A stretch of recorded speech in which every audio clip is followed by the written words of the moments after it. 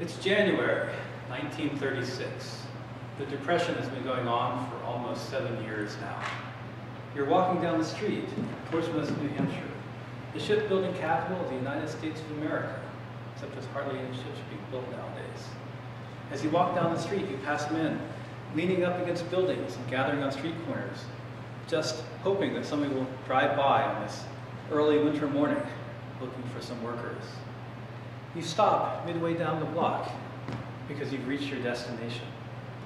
You're standing in front of a bowling alley. As you enter, one of your friends approaches and says, "Yo, Red, he's already here. He got here early." You nod and continue on into the bowling alley. The manager sees you and comes out from behind the main desk. He says, "I've got you all set up in lanes 19 and 20. Ain't nobody should bother you down there. You got the whole set of lanes all to yourself." He shakes your hand and then adds, "I'll keep the place open late for you if I have to. Good luck, Red." You thank him and continue onwards towards the end of the bowling alley, lanes 19 and 20. Your opponent is already waiting for you impatiently, and despite the morning hour, there's already a crowd of onlookers. You approach your opponent. He's younger than you, larger, stronger, but you're not the least bit intimidated. You give him your patented glare, then you reach into your pocket and you pull out your paycheck and you slap it down on the table. He slaps his paycheck down on top of yours, and just like that, the match is on. The stakes are high. The winner gets both paychecks. The loser starves. Welcome to the Great Depression. Here's how the match is going to work. You're each going to bowl 100 games. Take the total score for all those games and add them up. Highest total pins at the end wins both paychecks. Now, this is candlepins bowling. This isn't that sissified 10 pins you've heard that they play in other states. In candlepins, the balls are smaller. You can hold them in your hand. They're about the size of a softball. You roll them like this. The pins are narrow and harder to knock down. You get 3 balls per frame. If you knock all 10 pins down on the first ball, it's a strike. On the second ball, it's a spare. On the third ball, congratulations, you just got 10 pins, but you don't get anything extra. But the real difference in candlepins is what happens when the pin falls down. You see, the pin setter boys don't come out and sweep the pins away until the frame is over. So if a pin falls on the alley, it stays there, and it's called deadwood.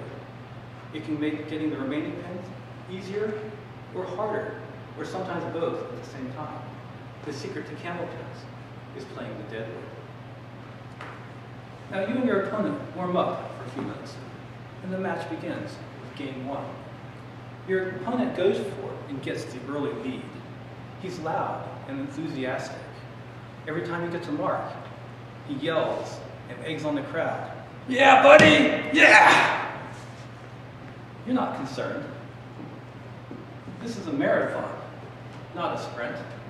The energy your opponent wastes now is energy he won't have later on when he needs it. You're calm, consistent, methodical, just playing your game. At 5 games, he's ahead by 35 pins.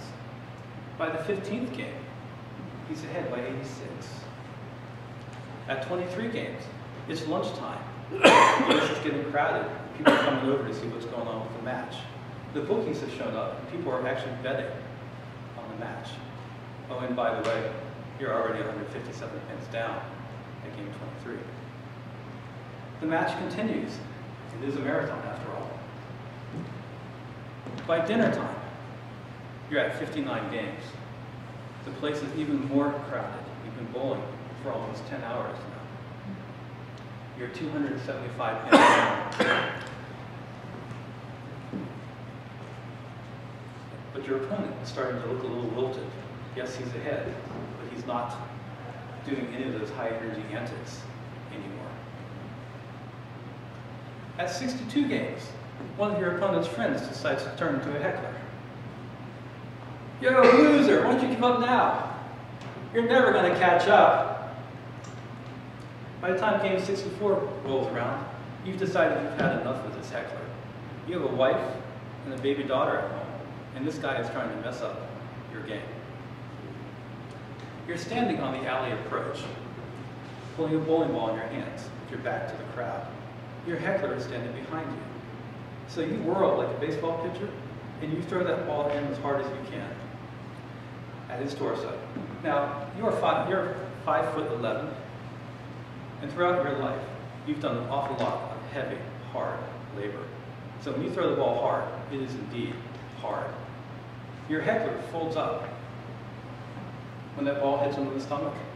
He folds up so hard and fast that the next sound you hear is the thud as his face hits the floor.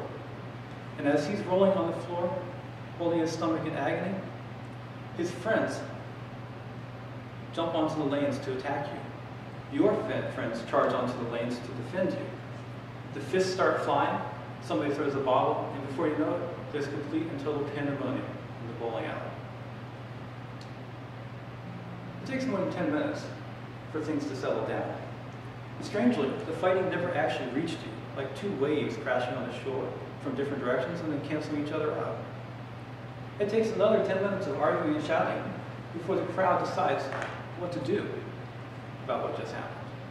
In the end, they come to the consensus that you were fully justified, because everybody knows you don't mess around with a high-stakes match like this. Your heckler is unceremoniously booted from the bowling alley, and the match continues with game 65. However, your opponent is looking a little worried now. He's got an awfully big lead, but you're not acting like the kind of guy who's beaten. You like worry. You can work with worry, because it is time to start reeling this guy in. By game 86, you've pulled within 87 pins of your opponent. By game 90, you're within 57 pins.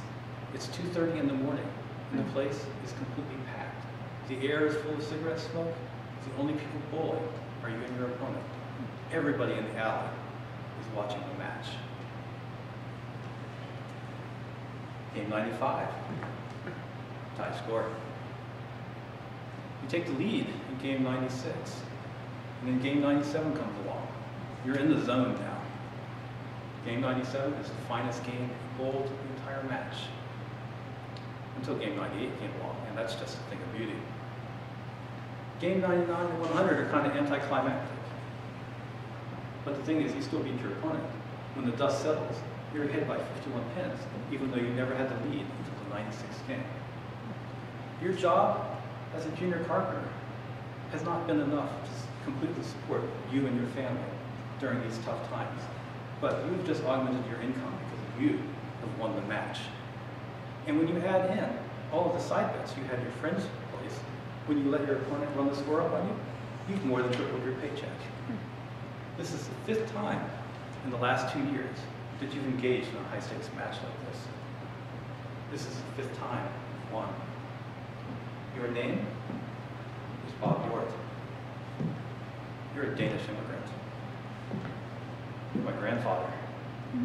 28 years, your baby daughter will be my mother. Thank you.